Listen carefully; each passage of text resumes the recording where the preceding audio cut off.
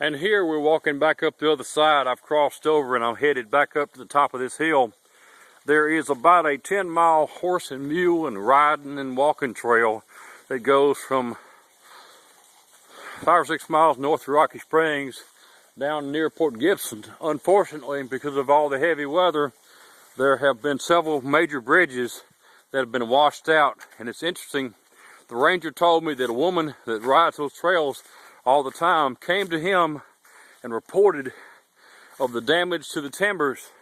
So they closed the bridge for safety, and all her trail riding buddies were really upset with her for telling the cops about the danger. I thought that was really funny. He said that that there were some crews that would come to fix it, but it would probably be closed for several months. We're just having a general overview of this area. This is, I think it's called the Little Sandy Creek. Of course, there's a big sandy creek on the other side of the road where I took my bath yesterday. And it's probably about as wide as the flat creek that runs through Montreat. It doesn't have as much water in it, of course, because this area has been in a pretty good drought, and the only rain that we've had here has been in the last 2 months when heavy thunderstorms and those tornadoes came through back in early May and late April. But it's really pretty. Like I said, I was tempted to camp back here. The only attraction to Rocky Springs was I found a unauthorized electrical outlet that I was able to charge all my electronics with. This here is not a birch, it is a beech. You tend to see them growing in bottoms in places like this, and some of those suckers get huge. Of course, it is a pretty tender bark, and people tend to carve their names in there, as seen here. Speaking of the devil, there's a little example. I don't know exactly what that stands for, but somebody's carved their name in it. And these trees right here look like, to me, that they're sourwoods. I'm not sure for sure, I can't see the top of them, but the bark looks like sourwood, so we'll just say that's what they are.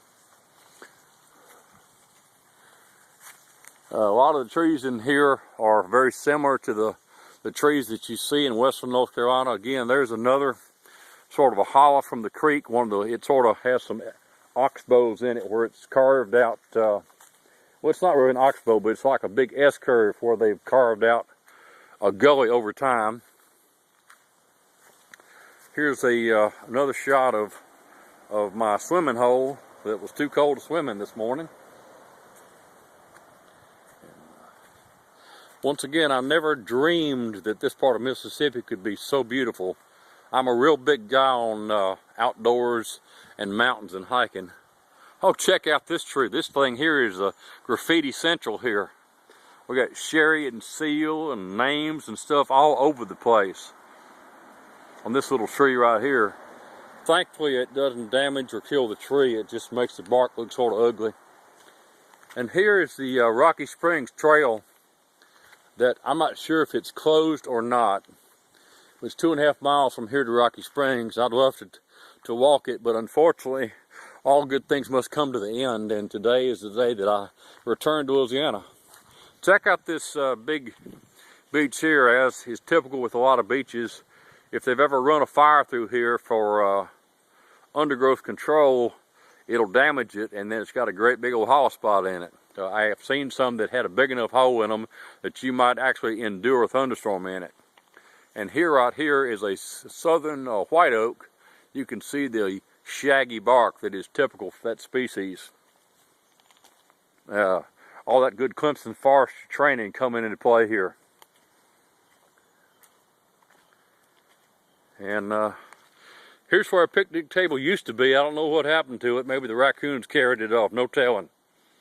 And there's a little bow in the creek right there. There's one hole that might be big enough to swim. Oh, I see the picnic table. Somebody done rolled it down the hill into the creek. I'd say that's probably about a 30 or 40 foot drop right here that I'm looking at. Here's another big old beech that somebody has graced us by putting their name in here. This one here is RB and KB and ED and somebody in 1988. So, wow. and there's some rocks over there. I guess that's why they call it Rocky Springs. I guess I need to tell the Forest Service that some knucklehead done pushed their picnic table. Doesn't like there's nothing wrong with it except it's just slightly misplaced.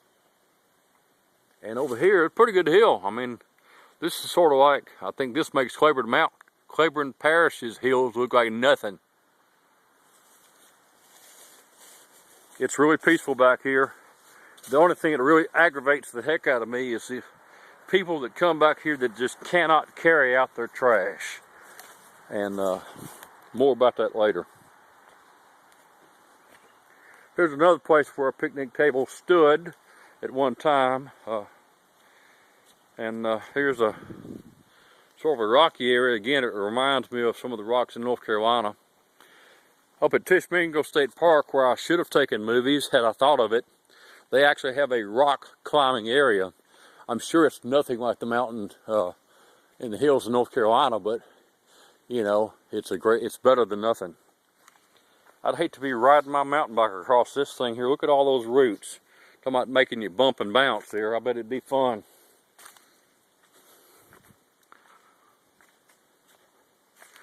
Yes, sir, this would make a dandy camping spot. I might have to camp up here next time. And it's also got all the species that you would see in North Carolina. Again, you've got some beeches and birches, a bunch of white oaks and red oaks. Appears to be sourwood. Let's give this thing a taste and we'll find out if it's sourwood or not. Yep, that's sourwood. No doubt about it. Some of the best honey you'll ever have come out of a sourwood bush. Check out this critter right here. I'm not exactly sure what this is. I wish I could focus this camera a little bit better. There's some kind of critter. It's one of the miracle critters that looks just like a leaf, but he's not. I don't know if you can see him out there. He's right there. We'll see if I can get him to move. Well, he doesn't retreat. Let's see if we can provoke him some more. Oh, there he goes. Looks just like a leaf. I would have never seen him if the sucker hadn't moved.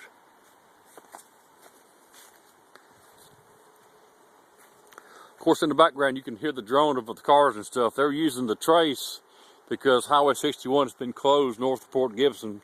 Yesterday I saw a guy with a big dually and a huge trailer full of hay that he was moving out of off the property to keep it from losing it for the flood.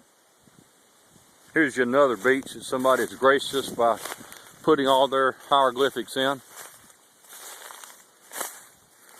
I guess I shouldn't be too judgmental. I'm sure I did some of this when I was a kid. There's even a little bit of cane back here for Booker to eat. And I don't know what this thing is. That might actually be a blueberry bush or a wild blueberry bush. Too bad it's not ready. I'd love to have some blueberries this morning. Here's another graffiti on the tree here. You know, typical.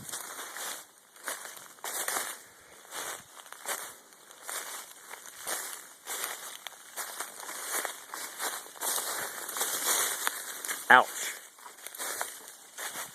Ooh, check this out. This is even better than the other one here. I should have come down here. Oh man, this is nice. Check that out. A swimming hole. Got more water. Somebody must own this. It says private keep out, but I bet there's been plenty of romantic people come back there.